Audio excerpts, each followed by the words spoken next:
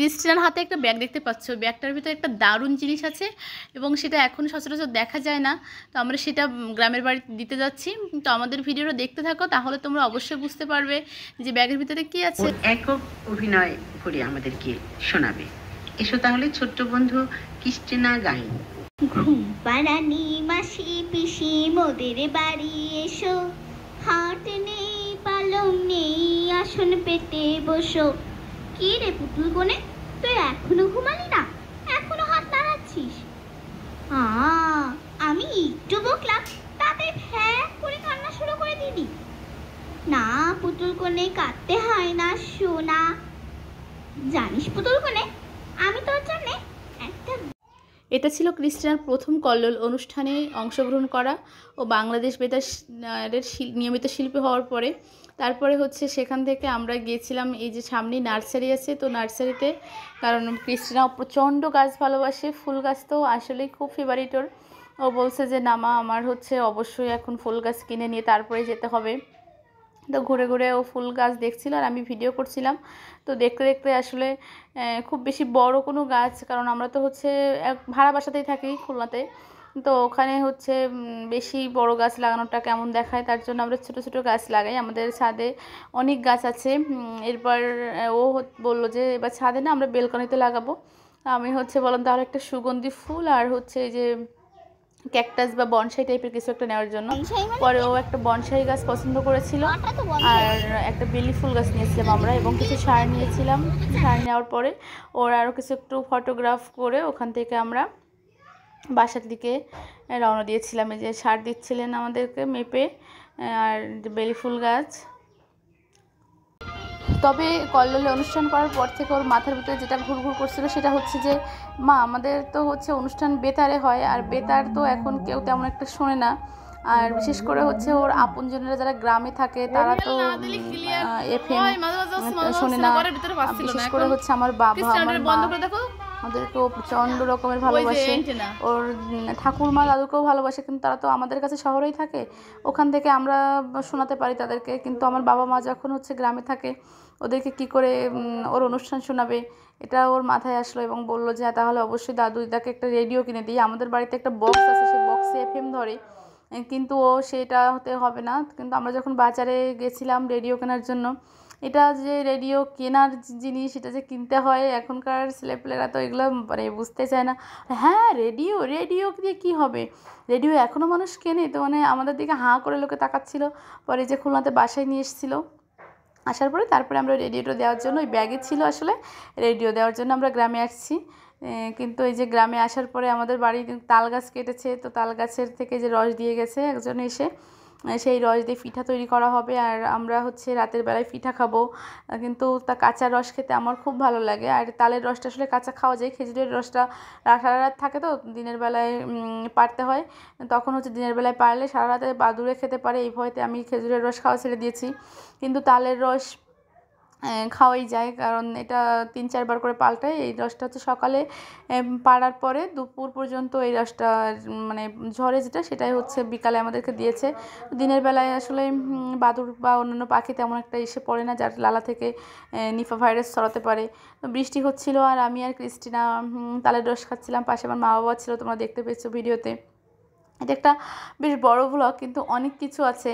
আর একটা জিনিস আছে এর ভেতরে, সেটা হচ্ছে আমি কি করেছি বলো তো, একটা মুরগির গলা কেটেছি, সেটাও তোমরা দেখতে পাবে। তা কন্টিনিউ করতে থাকো তোমরা, কিন্তু হচ্ছে আমাদের ব্লগটা স্কিপ করে চলে যেও না, তাহলে কিন্তু আরও অনেক অনেক মজার জিনিস তোমরা দেখতে পাবে যদি স্কিপ করে না যাও। ক্রিস্টিনাও এই যে তালের রস খাচ্ছিল, ওরও বলছে হ্যাঁ খুব সুইট লাগছে তালের রস। আর আমরা এখানে বসে বসে তালের রস খাচ্ছিলাম আর বৃষ্টি দেখছিলাম। দেখো যে পুকুরের ভিতরে বৃষ্টির ফোঁটা পড়ছে, একটু একটু করে দেখা যাচ্ছে, আর কিছু 2-1টা মুরগির বাচ্চা যাচ্ছিলো।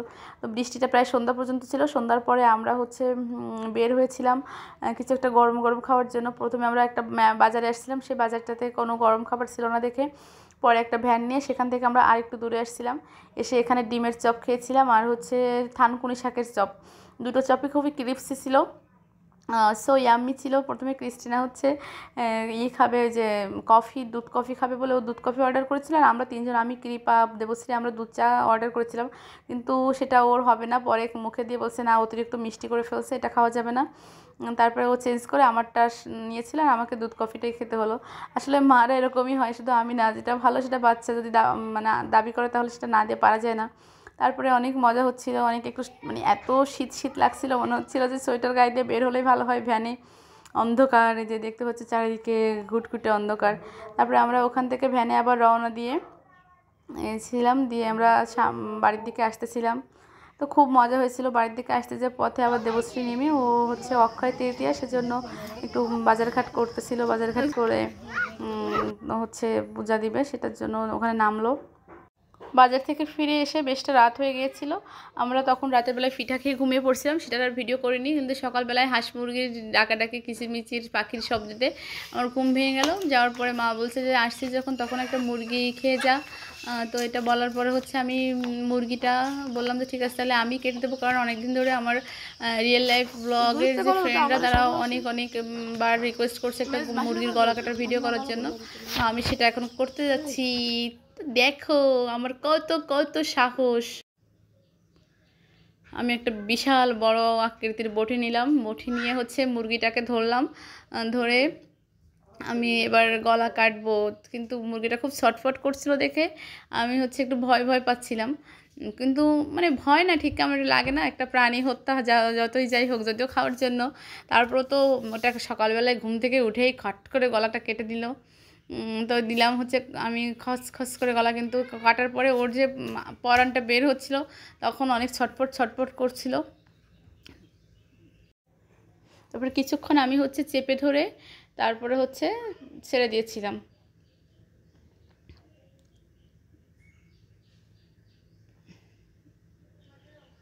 দেখো কিভাবে লাফাচ্ছে।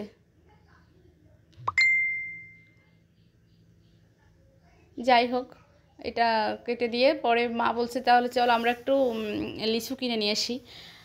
তো মুরগি কাটার পরে হচ্ছে আমি, মা আর ক্রিস্টিনা মিলে লিচু কিনতে যাচ্ছি। তো আমাদের সঙ্গে থাকো। আমি এখন হচ্ছে লিচু কিনতে যাচ্ছি। তো লেটস এন্ড গো। প্রজন্ম এখন লিচু কিনতে যাব। আমাদের বাড়ির যে লিচু ছিল ওগুলো হচ্ছে বাকিতে খেয়ে গিয়েছে। এখন যাচ্ছি আমরা অন্য বাসায়। হ্যাঁ, সব লিচু খেয়ে গেছে।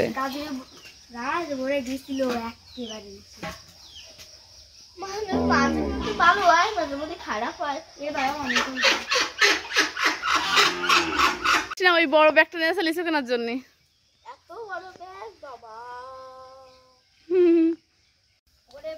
এগুলো দেখছো তোমরা, এদেরকে বড়ে বলি আমরা। একজন হচ্ছে আমার একটা ফেসবুক পোস্টে কমেন্ট করছিল যে বোরের গন্ধ বেরোয় কিনা। তো আমি তো এই যে পাশে দাঁড়িয়ে আছি, একটু গন্ধ, তীব্র গন্ধ, এর পাশ থেকে যাওয়া যায় না এরকম না। এরকম গন্ধ বেরোচ্ছে ক্রিস্টিনা, এদিকে তাকাও। তুমি তো শহরে বেড়ে উঠছো, শহরে বড় হয়েছো, আমরা না হয় এর ভিতরে বড় হয়েছি বলে গন্ধ টের পাই না।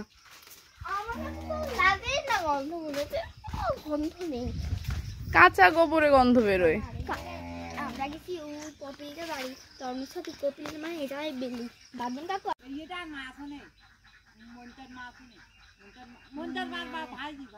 কি হয়েছে?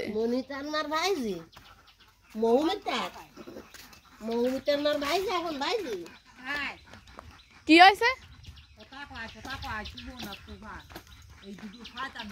তো দুইজনের সাথে একজনের কথা, দুইজন কথা পায়। মাঝির মেয়েকে সাথে মাঝির মেয়েরা বিয়ে করতে চায়, এরা কয় দেরি আছে। ভালো মেয়ে তো, বিয়ে করলে তো ভালো। তাই করছি, কসে কোয়া নেই, আমি করছি দিদির বাপের বাড়ি। হ্যাঁ ভালো তো দিদি, সমস্যা আছে নাকি? কি সমস্যা? সত্য করে সব দিন আনতে গানাইরে তুলিস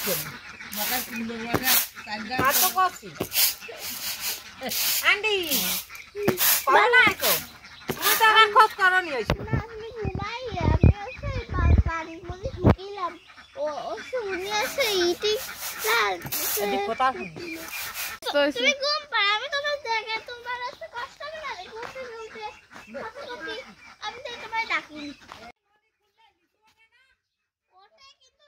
এবার তোমাদের একটা অদ্ভুত রকমের জিনিস দেখাবো। কি বলো তো, দেখো যে মাথা উঁচু করে দিচ্ছে, এটা কিন্তু জোক না। এটা কে কে দেখেছে অবশ্যই কমেন্টস করে জানাবে। এটাকে আমরা বলি হচ্ছে কেন্ন, আর ছোটোবেলায় বলতাম রেলগাড়ি। দেখো যে এরকম করে চলে, চলতে চলতে হচ্ছে টপ করে পড়ে যায় নিচে।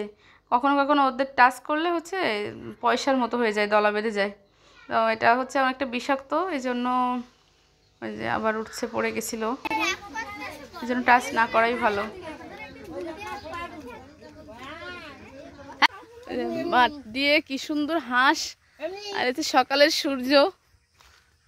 ওয়াও,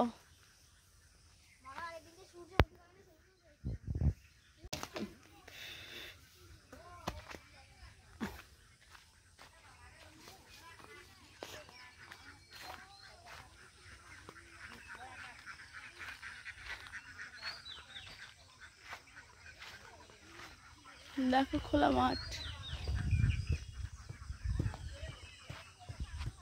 এটাকে বলতে আমরা হাতি সুড়ো, এর জন্য কি একটা ভালো নাম আছে, আমি ভুলে গেছি।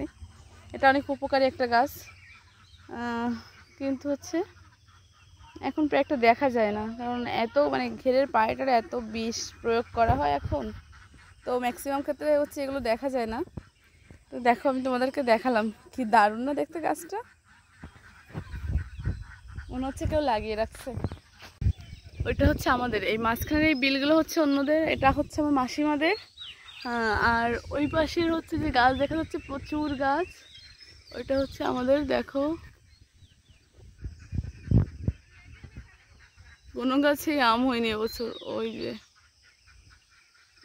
দেখতে পাচ্ছ অল্প অল্প কিছু আম হয়েছে একটা গাছটায়। অ্যাকচুয়ালি আমাদের গাছে তো কোনো কীটনাশক ব্যবহার করা হয় না, কোনো কিছু করা হয় না, যা ন্যাচারালি যেগুলো হয় সেগুলোই হয়। আমরা হচ্ছে লিচু কিনতে আসছি, যে বাড়ি সে বাড়ি পৌঁছে গেছি। এই হচ্ছে সেই লিচু গাছ, ওরা ঘিরে রাখছে। এখান থেকে আমরা লিচু নিয়ে বাড়ি যাব। তো টাটা বাই। আমাদের সঙ্গে এতক্ষণ সময় দেওয়ার জন্য, আমাদের ভিডিও দেখার জন্য তোমাদেরকে অনেক অনেক ধন্যবাদ। তোমাদের যদি আমাদের ভিডিও ভালো লেগে থাকে তাহলে লাইক দেবে, শেয়ার দেবে, কমেন্ট করবে। আর হচ্ছে যদি কোনো নতুন কিছু দেখতে চাও অবশ্যই কমেন্ট করে জানাবে, আমরা পরবর্তীতে দেওয়ার চেষ্টা করব। Tata bye.